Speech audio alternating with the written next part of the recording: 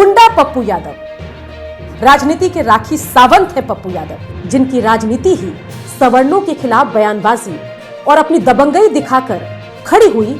आज पप्पू यादव जात पात से अलग कैसे हट गए? सब कुछ पप्पू यादव सवर्णों को अपना वोट बैंक बनाने के लिए तो नहीं कर रहे हैं। नमस्कार, आप देख रहे हैं न्यूज एक्सप्लेन विद सुकन्या और मैं हूं आपके साथ सुकन्या से।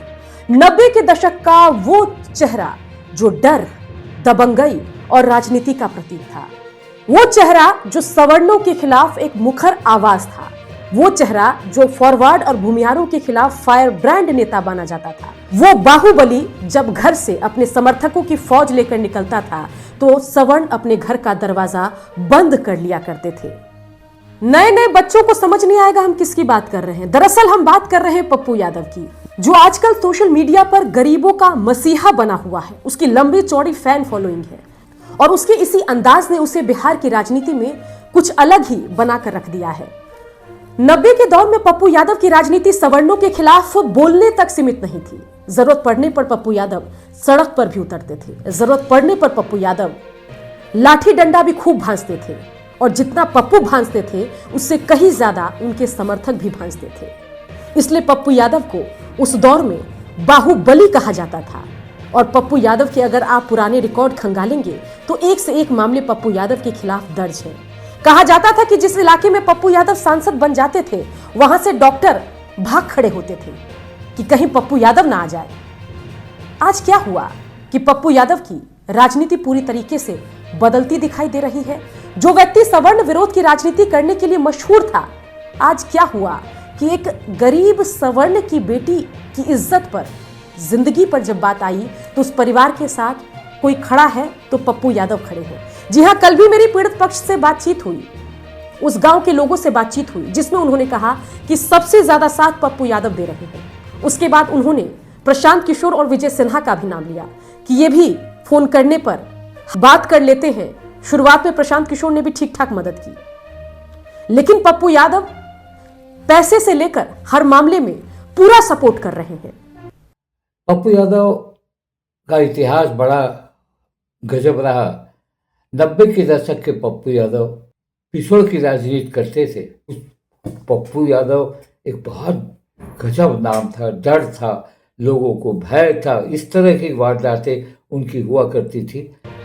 आखिर ऐसा कैसे हो गया जो पप्पू यादव, जिनकी राजनीति ही सवर्णों के खिलाफ बयानबाजी और अपनी दबंगई दिखाकर खड़ी हुई, आज पप्पू यादव जात पात से अलग कैसे हट गए? इसके लिए हमें 2019 और 2020 के चुनाव में जाना होगा।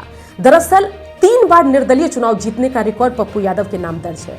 दूसरा शायद ही कोई ऐसा नेता होगा जो 3 बार निर्दलीय चुनाव जीता हो, और पप्पू यादव 3 बार चुनाव जीत चुके हैं।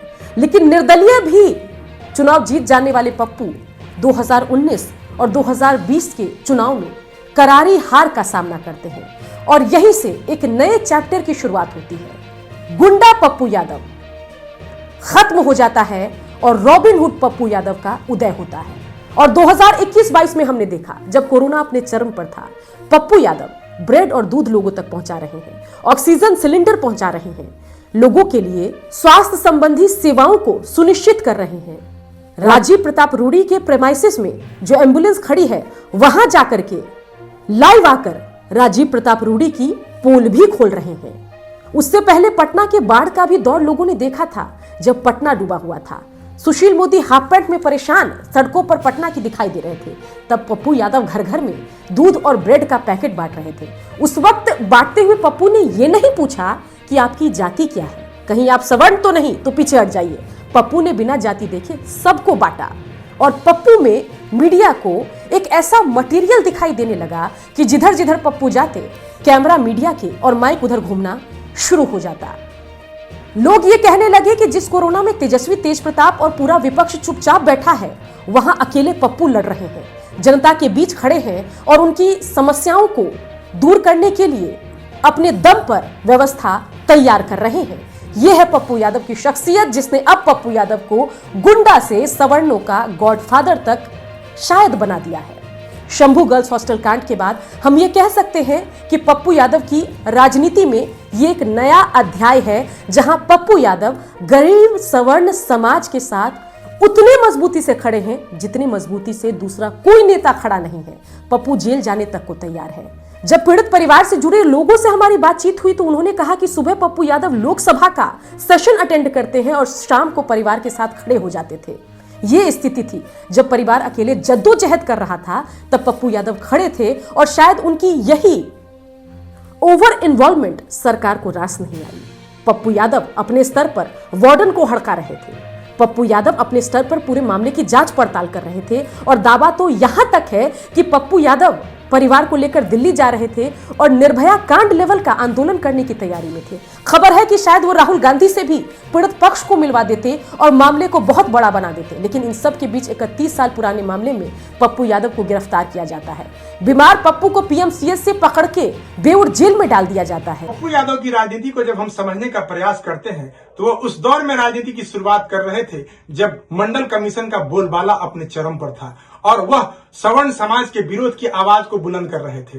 वह ओबीसी समाज में प्रखरता से अपनी आवाज को उठा के ला रहे थे और सवर्ण विरोधी नेता में उनका नाम और बोलबाला हो रहा था। और आज दौर यह है जब वह उनको लगा कि नहीं, समाज के अंदर सिर्फ जाति की राजनीति से काम नहीं चलेगा, तो वह उन्होंने अपने पैटर्न को बदला। अब देखिए कि जब वो 2014 में चुनाव जीते और उसके बाद 19 में चुनाव हार गए, 20 में चुनाव हार गए, तो उनको लगा कि अब जाति की राजनीति से हमें ऊपर उठना होगा और उनका यही बदलता हुआ स्वरूप समाज ने उसको स्वीकार किया। और आज पप्पू यादव की बात नहीं करते हैं, वह कहते हैं कि मैं पप्पू हूं, मैं गरीब का बेटा हूं, और उस प्रकार की राजनीति करके और आज सवर्णों की बात कर रहे हैं, उस बेटी की बात कर रहे हैं।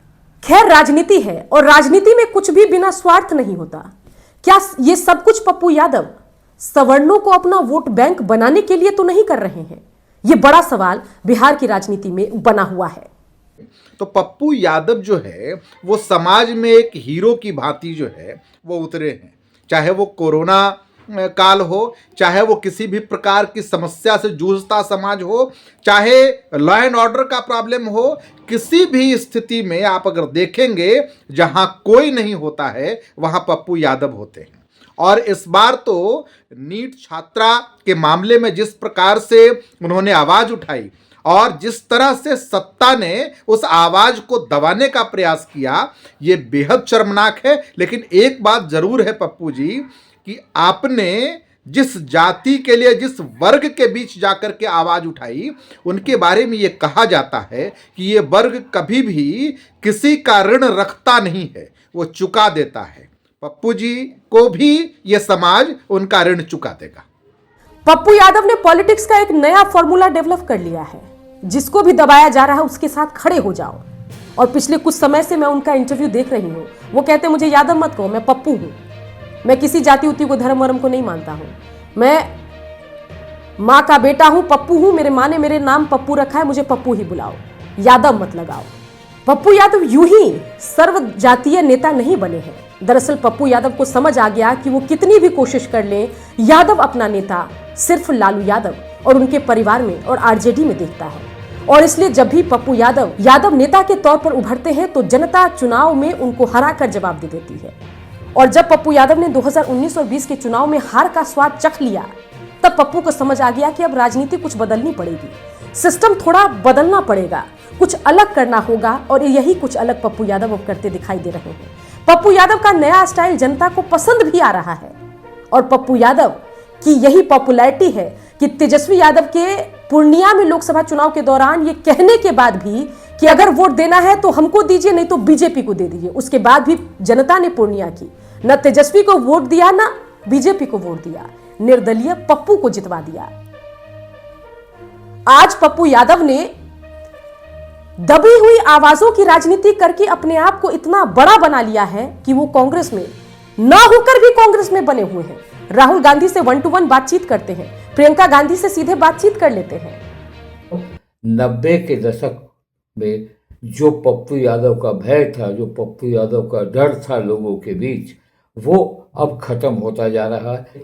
रंजीता रंजन से जब से उनकी शादी हुई तब से धीरे धीरे उन्होंने अपने आप को ट्रांसफॉर्म किया। पप्पू यादव का वो चेहरा 90 का चेहरा जिन्होंने देखा है, हम लोगों ने देखा है, और आज का चेहरा में अंतर है। पप्पू यादव की राजनीति पर आपकी क्या राय है, कमेंट करके जरूर बताएं। क्या वाकई आप भी मानते हैं कि पप्पू यादव मसीहा है या सिर्फ राजनीतिक स्टंट करते हैं? राजनीति के राखी सावंत है पप्पू यादव। क्या लगता है आपको, कमेंट करके बताइए।